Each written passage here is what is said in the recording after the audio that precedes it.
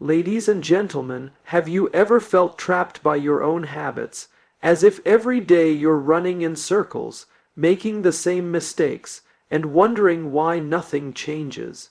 What if I told you that the life you dream of, the success, the freedom, the purpose, is being held hostage by the very routines you repeat every single day?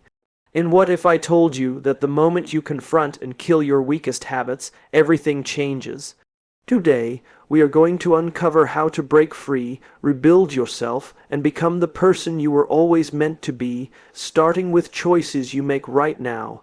Ladies and gentlemen, let me ask you something. How often do you find yourself repeating the same patterns, making the same choices, and yet wondering why your life hasn't moved forward? We all have habits. Some of them are invisible engines driving us toward our dreams, and some of them are anchors holding us back. The truth is, the life you want, the future you crave, cannot coexist with the habits that keep you small. If you want to rebuild yourself, you must first identify what is holding you back, and then you must have the courage to kill those weak habits. Weak habits are seductive.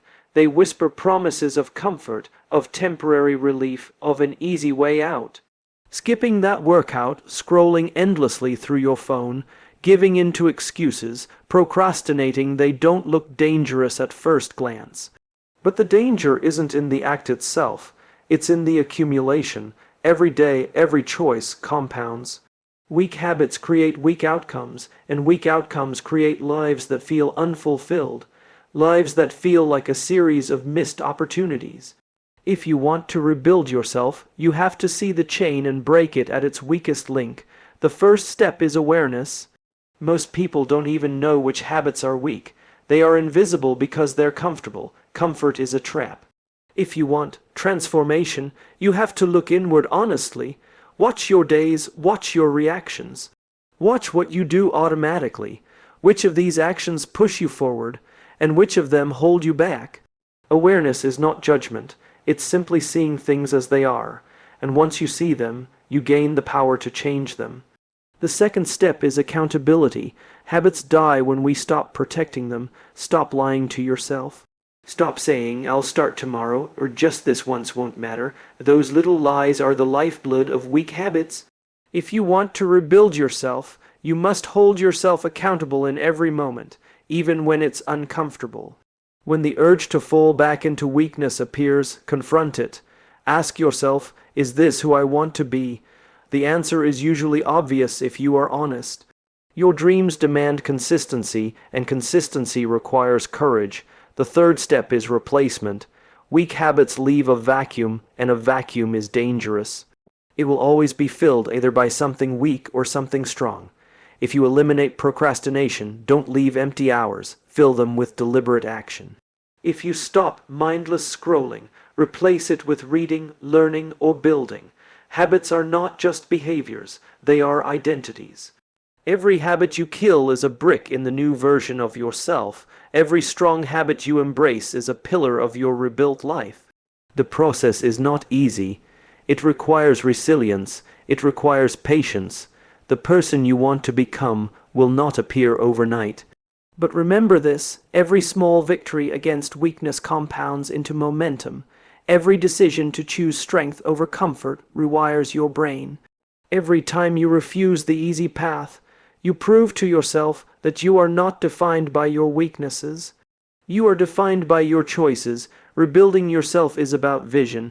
It's about asking yourself, not just what am I doing, but who do I want to be? Weak habits do not disappear because you ignore them. They disappear because you consciously reject them, because you replace them with behaviors that align with your highest values. The moment you start killing your weak habits, the moment you take full responsibility for your actions, you start to feel the transformation, not as a distant goal, but as a tangible reality. And here's the thing about rebuilding yourself. It's not just about the habits you kill. It's about the environment you cultivate. Your surroundings, the people you spend time with, the media you consume, they all reinforce your habits. If you want to destroy weak habits, you must design a life that makes weakness harder and strength inevitable. Remove the triggers that encourage your old patterns. Don't just rely on willpower. Structure your life so that the default choice is the one that aligns with your vision. Strength thrives in an environment that supports it, and weakness grows in one that enables it. But even with awareness, accountability, replacement, and environment, there will be resistance. Weak habits are cunning, they fight back. The old you, the comfortable you, will try to sabotage your progress. It will whisper just one more time, it won't matter, and it will test your resolve when you're tired or distracted. That's when character is built. That's when you realize that change is never about perfection, it's about persistence. Every time you resist the weak habit, you're not just building a stronger routine, you're building a stronger identity. You are proving to yourself that you are someone who keeps promises to yourself, someone who refuses to settle for mediocrity, someone who chooses growth over comfort even when it hurts. There's another layer to understand. Weak habits don't just rob you of your potential, they rob you of your time. Time is the most precious resource you have. Every moment spent indulging in habits that don't serve you is a moment lost forever. You cannot get it back, and yet most people treat time carelessly, filling it with the familiar, the easy, the safe. If you want to rebuild yourself, you must start treating your time like the treasure it is. Every habit you kill creates space for meaningful action. Every weak habit you remove frees up energy for purpose-driven work, for connection, for learning, for building the life you have been avoiding. You also have to embrace discomfort. Weak habits are comfortable. They are easy, predictable, and emotionally safe. Growth, on the other hand, is uncomfortable. It challenges your assumptions, it stretches your limits, it forces you to confront your fears. And here's the paradox. The more you embrace discomfort, the more you realize that your weaknesses were never you. They were just temporary patterns that you could overcome. Discomfort is the teacher that shows you where your weak habits live, and it is also the forge that strengthens the new habits you are building. Consistency is your ally. The first time you refuse a weak habit, it feels like a victory. The 10th time, it feels like discipline. The 100th time, it feels like identity. Transformation is not an event. It is the accumulation of countless small decisions made every day. You rebuild yourself not by hoping for change, but by deliberately choosing it, moment after moment. You replace avoidance with courage, laziness with effort, distraction with focus, and slowly, inevitably, the person you once dreamed of becoming starts to emerge. Remember that this is not a linear journey. There will be setbacks. There will be moments when old habits creep back in. But failure is not a signal to quit. It is a signal to learn. Study your relapses. Understand the triggers. Adjust your strategies. The people who rebuild themselves are not those who never fail. They are those who never stop trying. They are those who, even after stumbling, rise and take one more deliberate step toward the person they are becoming. Finally, realize that this process is a declaration.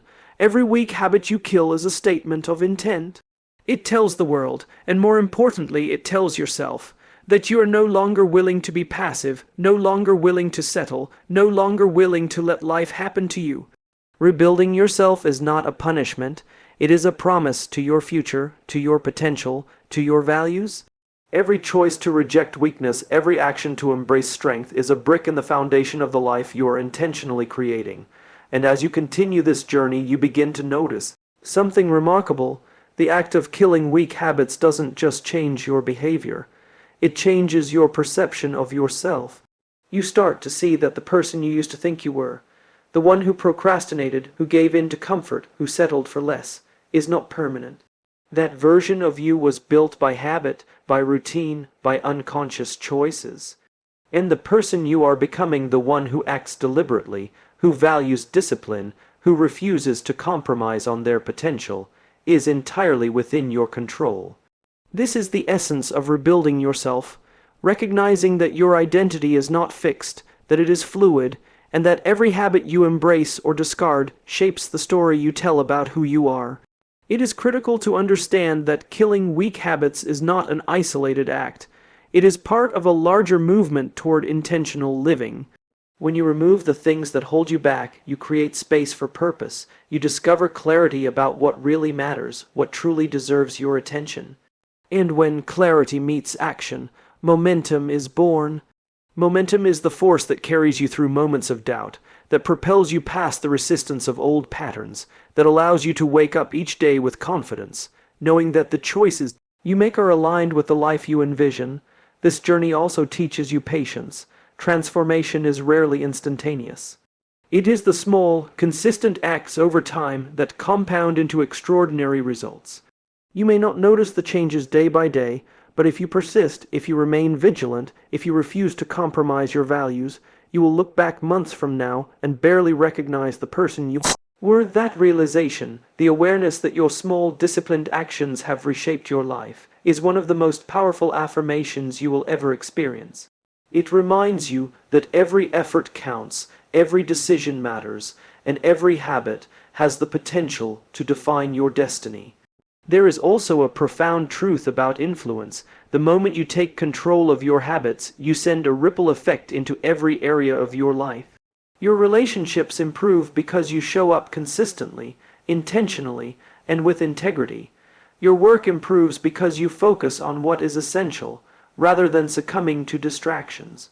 Your mindset strengthens because you internalize the principle that you are not a victim of circumstance. You are the architect of your future. People around you notice the difference, not because you announce it, but because your behavior embodies it. And that is far more persuasive than any words. Strength inspires strength. Discipline inspires discipline. Yet, perhaps the most important lesson is this: killing weak habits is ultimately an act of self-respect. It is the acknowledgement that your potential is sacred, that your dreams are worthy, that your life deserves the effort, the focus, and the courage it takes to rise above comfort. Weak habits are not just obstacles. They are subtle forms of self-betrayal. And every time you refuse them, every time you replace them with intentional, purposeful action, you reclaim a piece of yourself. You declare, in the quietest yet most powerful way, that you will not settle for anything less than what you are capable of achieving. You also learn the power of focus. Weak habits scatter your energy, dilute your efforts, and leave you feeling overwhelmed.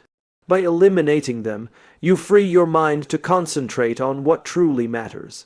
Goals that once felt distant suddenly become attainable because your energy is no longer leaking into trivial, unproductive routines. Focus is the multiplier of effort. Without it, even the most disciplined actions are less effective. With it, even small actions accelerate your growth exponentially. And this process is contagious. As you transform, you begin to inspire others not through lectures, not through advice, but through the quiet, undeniable proof of what intentional living can create. People see the discipline, the clarity, the strength in your actions, and they are compelled to examine their own lives. You become a living testament to the idea that change is possible, that habits can be broken, and that any life can be rebuilt with conscious effort. Finally, remember that killing weak habits is not about denying yourself. It is about reclaiming yourself. It is about rejecting the temporary comfort that leads to long-term regret. It is about choosing the difficult, sometimes uncomfortable path that leads to mastery, fulfillment, and purpose. Each weak habit you confront, each choice to act differently than before, chips away at the old version of yourself and constructs a stronger, wiser, more capable individual. And as you continue to embrace this journey, you realize that rebuilding yourself is not merely a goal, it is a way of life. As you continue on this path, you start to notice a subtle but profound shift. The world around you begins to change, not because the world itself has altered, but because you are seeing it through a different lens. Weak habits distort perception. They make problems seem insurmountable, opportunities seem distant, and progress seems slow. But when you kill those habits, your mind becomes clear, your vision sharpens. You begin to see possibilities that were always there, but were obscured by distraction, procrastination, and self-doubt. And in that clarity, you find courage. the courage to take actions you once hesitated to take, to embrace challenges you once avoided, to pursue dreams you once thought were out of reach. This clarity also brings responsibility. Rebuilding yourself is not a passive process. It requires relentless honesty and constant evaluation. You must ask yourself often and unflinchingly, am I making the choices that align with the life I want? Am I spending my time, energy, and focus on what truly matters? Every weak habit you eliminate is a vote for the life you are committed to living. Every choice to act deliberately reinforces the principle that you are not defined by circumstance, by past failures, or by the ease of comfort, but by the decisions you make in the present moment. One of the most empowering aspects of this journey is the realization that you are never too late to rebuild yourself. The habits that have shaped your past do not have to define your future. Every habit you kill, no matter how long it has been part of your life, is a reclamation of your potential. Every small action, repeated consistently, compounds into transformation. And the most remarkable part is that the process is cumulative. Each victory against weakness strengthens your confidence, sharpens your focus, and reinforces your belief in what is possible. This is how ordinary people achieve extraordinary results. Not through luck, not through innate talent, but through deliberate, intentional choices repeated over time. Rebuilding yourself also teaches resilience in a way nothing else can. Weak habits are comfortable because they avoid discomfort. Growth is uncomfortable because it forces you to confront fear, uncertainty, and doubt. And yet, it is precisely in that discomfort that your character is forged. Each time you refuse the easy option and choose what is right over what is convenient, you are strengthening your capacity to endure challenges. You learn that setbacks are not indicators of failure, but opportunities to adapt, to learn, and to become stronger. You learn that persistence is more important than perfection, and that courage is cultivated in moments when you choose to act despite fear. Another critical lesson emerges. Your habits are the architects of your identity. The person you are today is the result of countless habits, both strong and weak. And the person you are becoming is built on the habits you nurture now. By intentionally eliminating weak habits and adopting empowering ones, you are constructing a new identity, one that is capable, disciplined, resilient, and purposeful. Your actions no longer feel like isolated events. They become statements about who you are and what you value. And that identity, once formed, becomes self-reinforcing, guiding your decisions, shaping your mindset, and attracting opportunities aligned with your highest potential. The ripple effect of this transformation cannot be understated. As you change your habits, you change your relationships, your work, your environment, and even your influence.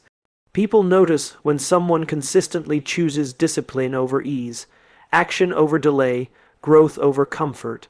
You inspire not by telling others what to do, but by demonstrating what is possible when someone commits fully to their potential. Your life becomes a living example of the principle that change starts from within, and that true influence flows from consistency, integrity, and purpose. And perhaps the most profound realization is this: the journey of killing weak habits is a journey of freedom. It is freedom from mediocrity, from self-doubt, from the subtle chains that hold us back. It is freedom to pursue your vision with clarity and confidence.